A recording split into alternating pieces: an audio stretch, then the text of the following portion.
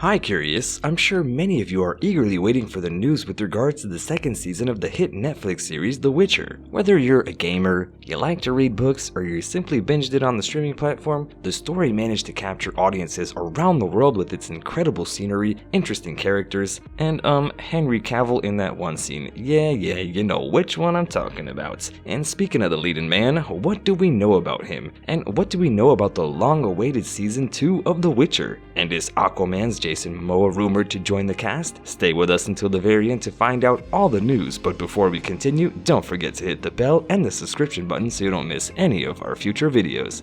Let's begin this video by talking about the Netflix show's leading man so you can become a bit more familiar with him. Henry was born on May 5th of 1983 in St. Helier, Jersey, an isle in the Channel Islands. He has quite a big family and he's the fourth of 5 boys. His mother, Marianne Dalgesh, was a secretary in a bank and his father, Colin Cavill, was a stockbroker. He attended St. Michael's Preparatory School, which was located in Saint-Sauveur of the Isle of Jersey, and later would go on to attend Stowe School, which was a boarding school in Buckinghamshire. A fun fact is that in 2000, when Henry was 16, he met his future on-screen dad. In an interview with GQ, he later revealed that while a student, the famous Australian actor Russell Crowe came to shoot a movie, Proof of Life, at his school. The future star was an extra playing rugby in the film, and speaking with the magazine, he said that since he wanted to be an actor, he decided that he might as well take his chance and go ask the famous actor for some tips. Continuing with the story, he said that upon being asked about the career, Crowe told him the pay was pretty good, but they treat you like shit. And he also added that when people started to mob the gladiator actor asking for autographs, he helped him escape, and that later he was rewarded with a box of Russell goodies that they were sent to the school, which included a signed photo that had read, "Dear Henry, a journey of 1,000 miles begins with a single step, Russell." And he said that the encounter was what inspired him to seriously pursue an acting career. And 13 years after that faithful encounter, the two would be reunited again, and this time on the set of Man of Steel, where Cavill played Superman and Russell Crowe, Jor-El, his father. But before that film, Cavill still had a long way to go. He began his film career with roles in Laguna and in Count of Monte Cristo. He would go on to appear in several more movies and television series such as Midsummer Murders in 2003, and other titles he starred in early on in his career, well, Hellraiser, Hellworld, Red Riding Hood, Tristan and Isolde, as well as a minor role in the movie Stardust, which featured Claire Danes and Charlie Cox. He later starred in the TV show The Tudors between 2007 and 2010, where he played the roles of Charles Brandon, who was the first Duke of Suffolk. That was definitely the role that helped him get the young actor's name out there, and thanks to it, Entertainment Weekly named the British actor the most dashing Duke. Early in his career, he was shortlisted to play the role of Cedric Diggory in Harry Potter and the Goblet of Fire, but ultimately the role went to Robert Pattinson. Another role that he was heavily rumored for was one that Stephenie Meyer herself was an advocate for, and was the part of Edward Cullen in the Twilight movies. But by the time filming had started, Cavill was too old to play the part and the role, and once again he had gone with Robert Pattinson. Where major roles that actors could have had are concerned, it's also that he was a contender for the role of James Bond in Casino Royale, but the producers went with Daniel Craig, so they could have had an older Bond. Although all of these roles being swiped from under his nose, would you have liked to see him in one of those, Curious?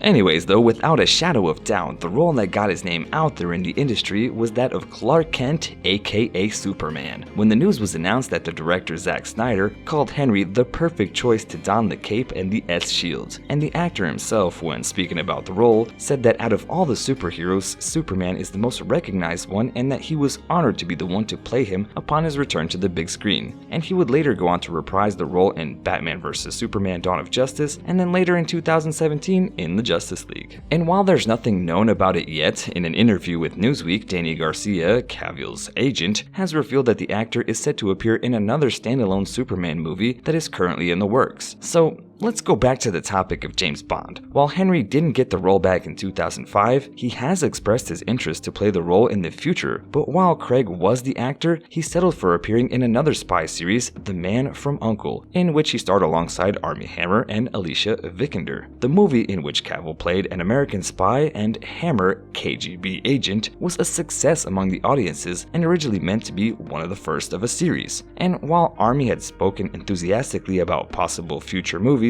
it seems that the box office figures weren't enough to convince the studios, and at the moment it looks like it's unlikely a sequel will be made. However, a role that truly got his name out there even more so than that of Superman was the role of Geralt of Rivia in the Netflix adaptation of The Witcher. His involvement was announced in September of 2018 and the series premiered on December 20th of 2019 on the streaming platform. And of course it was met with great enthusiasm considering the success of the Witcher games as well as the book series written by the Polish author Andrzej Sapkowski. Audiences were eager to see how the show would look like, and though it goes on without saying that it was a huge success. On January 21st of 2020, a month after its release, Forbes magazine had published an article in which they stated that 76 million households had chosen to watch the show within the first month alone, and they had also added that the publisher of the books had to print out 500,000 more books to keep up with demand after the show had debuted. So it's without saying that a second season was bound to happen. But now, what do we know about the second season? Now, for those of you who had not seen season 1, there will be spoilers ahead, so as you can imagine, the next season will see Cavill return as Geralt, Freya Allan as Krilla, Anya Chalotra as Yennefer, and of course everyone's favorite, Jaskier is set to be back with Joey Beatty reprising the role. Remember when the show came out and everyone was singing "Toss a coin to your Witcher" and all before the pandemic hit? Good times, right? Again.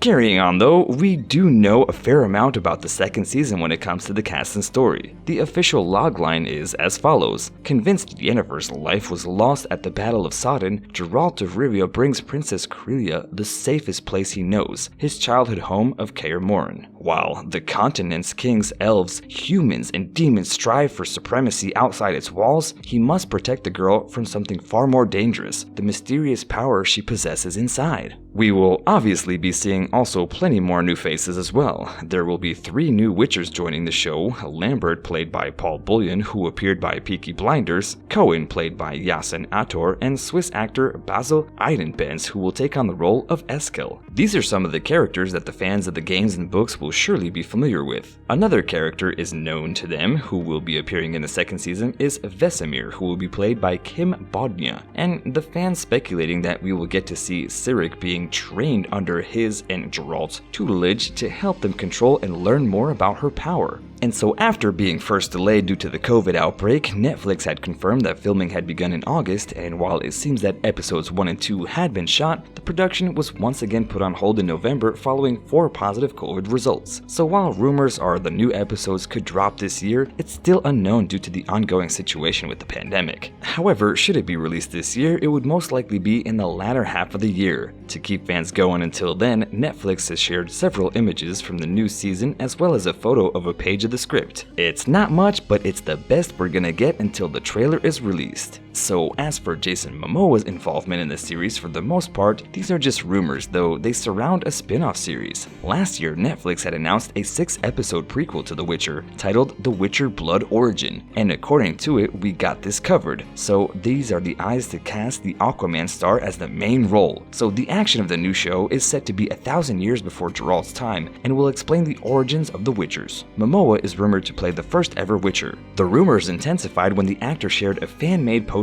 which showed him next to Cavill. He posted it to his Instagram story tagging Henry with the message, "What's up, homie?" Though as of now, not much is known about that production. So, curious, did you know that Henry got inspired to become an actor? And are you a fan of The Witcher? How did you first hear about the series? And are you excited for the season 2? Let me know in the comments below, and as always, please don't forget to like, share, and subscribe to our channel.